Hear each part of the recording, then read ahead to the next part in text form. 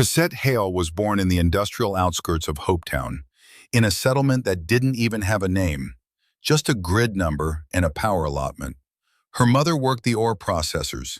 Her father drifted between contract jobs until he drifted out of their lives entirely. Polvo was a hard planet for anyone, but for a kid with no connections and no prospects, it was a crucible.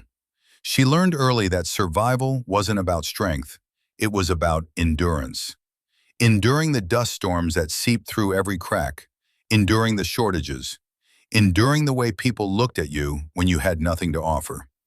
By age 12, she was running errands for the local freight crews, hauling parts, cleaning bays, doing whatever paid enough to keep her and her mother afloat.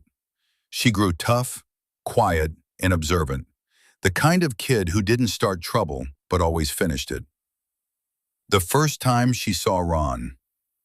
Hope Cossette was 14 when she first saw Ron Hope in person. He was touring the outer settlements, shaking hands, promising investment, promising a future. Most people saw a corporate magnate. Cossette saw something else, a man who commanded a room simply by walking into it. He didn't notice her, of course, but she noticed him, and she remembered. Joining Hope Tech, her break came at 17 when a Hope Tech foreman caught her single-handedly stopping two grown men from stealing a shipment of components. She didn't do it out of loyalty. She did it because the thieves were sloppy and stupid, and she hated sloppy and stupid. The foreman offered her a job. She took it without hesitation. Hope Tech became the closest thing she'd ever had to stability. She worked security first, then escort duty, then internal protection. She wasn't the biggest or the strongest, but she was reliable, disciplined, and absolutely unshakable once she committed to something.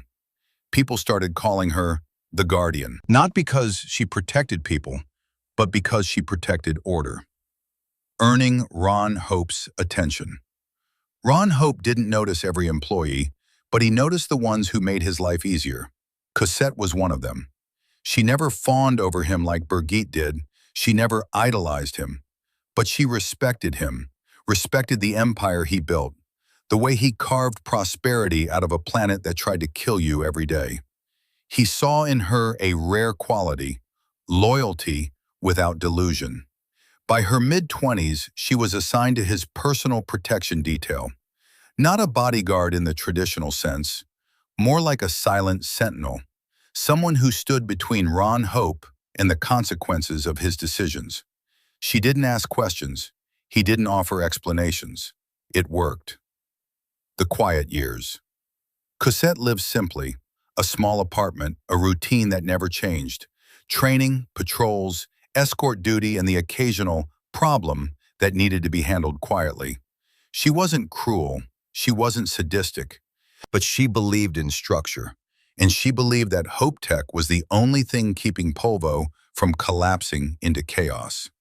If Ron Hope bent the rules, well, rules were a luxury planets like Polvo couldn't afford. The day everything changed. Rumors started circulating.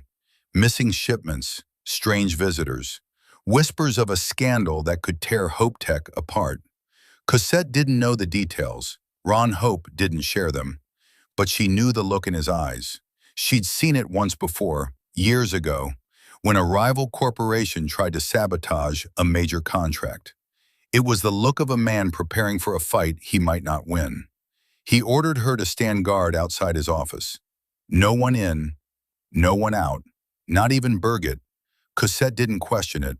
She never did. The final stand. When the Freestar Ranger arrives, Cossette doesn't see a hero. She doesn't see justice. She sees a threat to the only structure that ever gave her life meaning. She draws her weapon not out of malice, but out of duty. The same duty that carried her from a nameless settlement to the inner circle of Hope Tech. She stands her ground because that's who she is, because that's who she's always been, because she has never once walked away from her post. And that is where her story ends.